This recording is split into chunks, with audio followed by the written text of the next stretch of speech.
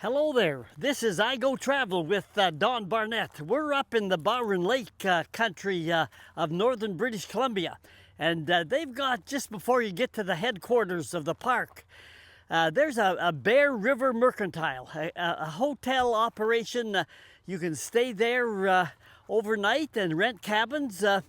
Anyway, they've got a couple of stuffed animals there. One is a big grizzly bear, and the other one is a mountain lion.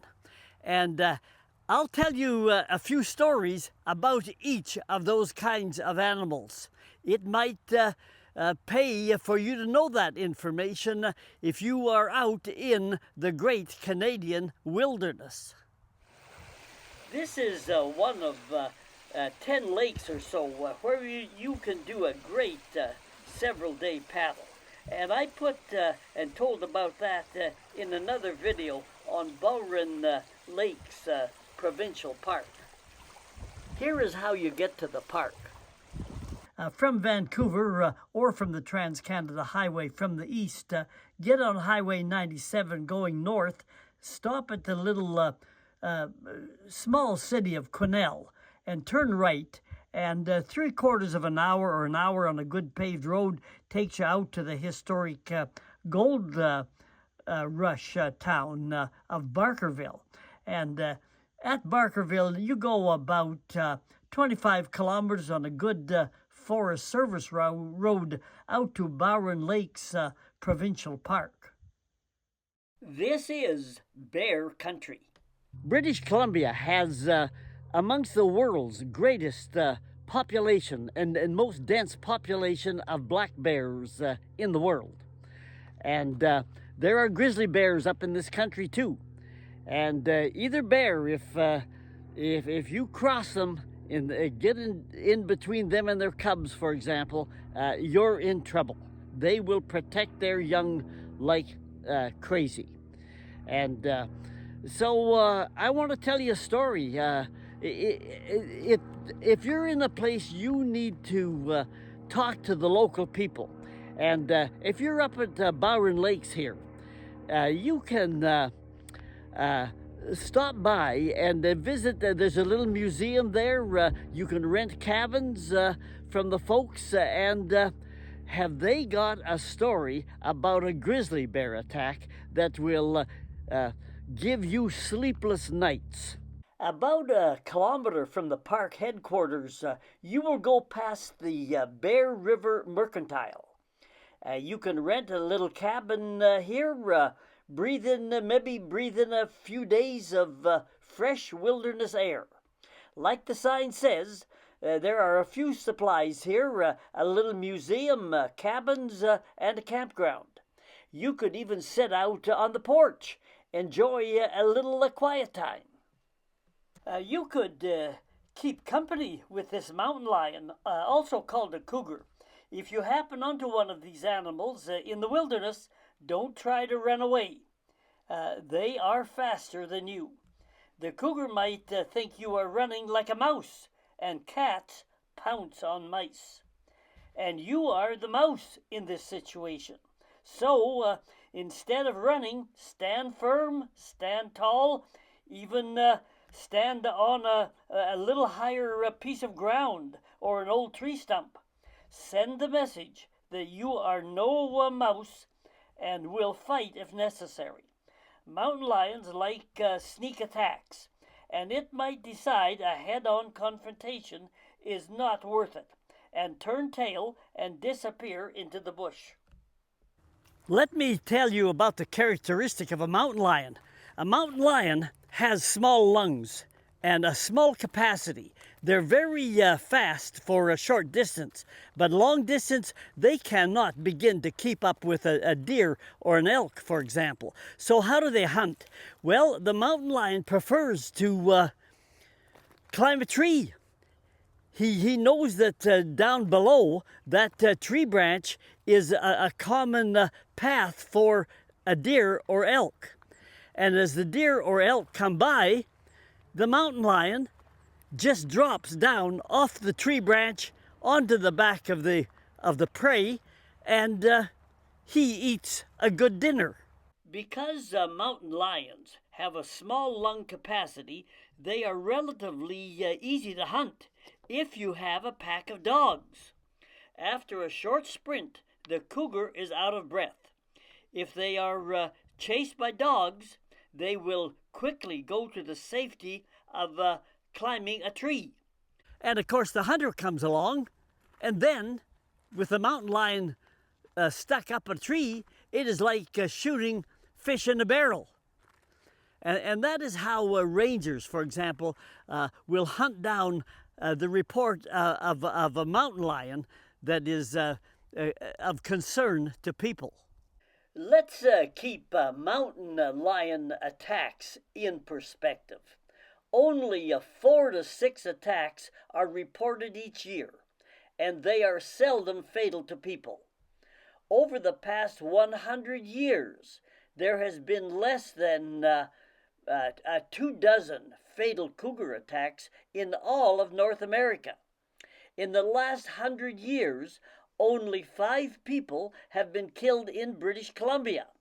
The actual stories are far more scary than the actual statistics, but nevertheless, the stories are always exciting. Here is another story about on very rare occasion. A person has been attacked by a cougar, and you've got about 10 or 15 seconds to live. That animal is on you, and the person has been able to take their arm and shove it into the cougar's mouth. Now we're nose to nose talking here. Shove that arm into the cougar's mouth, and because the cougar, as I said, has a very small, relatively small lung capacity, it stops breathing right now, and the cougar pulls back and backs away. And don't worry about your shirt getting ripped up and your skin getting torn apart by ramming your arm down a cougar's mouth. But in desperation, apparently, that act has saved the odd person. So, which would you rather prefer? A mountain lion pouncing on you, or a grizzly bear charging you? Either way, you would be caught between a rock and a hard place. Let's go see the giant grizzly in the Bear River Mercantile. On his hind legs, he nearly touches the ceiling. What would you do if this big boy came at you from short distance and at the speed of a racehorse? It would be fast decision time, to say the least. That is exactly what happened to this fella, Frank Cushman. The story is told in the clipping pinned on the wall behind the bear. Let's take a look at it. This is what the clipping says. After the bush plane left our British Columbia lake, my son and I separated to repair some trapline pack cabins. Okay, let's go to the next picture. Later that day, I saw that an animal had broken into our storage cabin. Lower left. Hearing rustling sounds behind some brush, I instinctively let out a loud shout. Suddenly, a huge grizzly charged me from only 30 feet. And that's the old metric, or that's the old system. We're on metric now. That's about 10 meters. And let's go to the last slide. I immediately brought my rifle to my shoulder, aimed just below the bear's great head, and fired. Here is the next clip. My shot hit, but the bear kept coming. I fired again, but slipped and fell backward into the lake. The shot went wild. What else could go wrong in this crisis situation? Let's look at the next picture. I froze in terror as the bear moved in and stood on his hind legs, snapping his jaws and roaring savagely. I would say the fella is in deep, deep trouble. Let's look at the next picture here on the lower left. The bear dropped to all fours and came at me once more. I aimed again at point-blank range, but my gun misfired. Click only. The guy is in even more trouble, with seconds to go. Let's look at the last picture. Numb with fear, I knew that I would be mauled to death. Suddenly, the bear collapsed right next to me and died. So the question is, what happened? There's a little more to the story, and there is another newspaper write-up clipping on the wall in the room. Let's take a look at it. This write-up was written after the event by another person, and rather than in Frank's own words. But this person says, let's just read it here and find out the rest of the story. With adrenaline rushing through his veins, he worked the bolt. An eternity passed before he squeezed the trigger. We're starting at the beginning. The bear was now only 18 feet away and charging at 30 miles per hour. In the current metric system, 18 feet away, that would be 6 meters away and charging at a speed of 50 kilometers per hour. The 300 Magnum fired. The bear roared. Frank was sure it was a good hit, but the bear never missed a step. Everything happened quickly, but Frank Cushman remembers every move. I chambered another round, stumbled backward and aimed. I tripped backward into the lake while the gun fired. I missed. Frank chambered his last round, pulled the trigger, and heard a sickening click. With death only seconds away for Frank, suddenly the Grizzly went down into the water, landing right beside the doomed man. Blood pouring from its mouth and nose, it gasped its last breath. Shaking uncontrollably, Frank headed for the cabin.